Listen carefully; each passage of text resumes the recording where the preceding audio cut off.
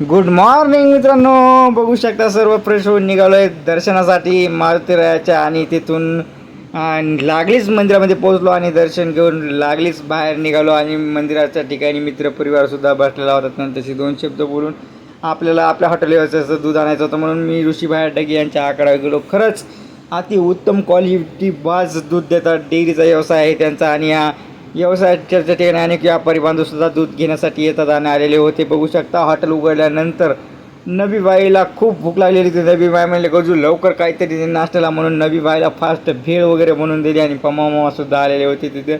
आणि नंतर गिरायकावर कस्टमर वाढत गेला आणि अनेक जण चहा घेण्यासाठी येत होते. बघू शकता आपल्या सर्व ग्राहक बांधाला चहा वगैरे बनवून दिला आणि इथं रामपुरी बसची वाट बघत असताना अनेक प्रवासी पाठीवर उभे होते आणि मी छोटासा शूट करताना तुमचाच भाऊ. आणि नंतर ग्राहक आपला स्पेशल गुळाचा चहा घेण्यासाठी येत होते. त्यांच्यासाठी मी आपला स्पेशल गुळाचा चहा बनवत असताना मी आणि पाठीमागं बघू शकता सर्व आपल्या गुळाचा आस्वाद घेण्यासाठी बसलेले पिगरगावकर बांधव आणि त्यांच्यासाठी मी गुळाचा चहा बनवत होतो. त्या व्हिडिओच्या नादात थोडा चहाही खाली केला. कसा ब्लॉग नक्की वाटला नक्की कमेंट करून सांगा.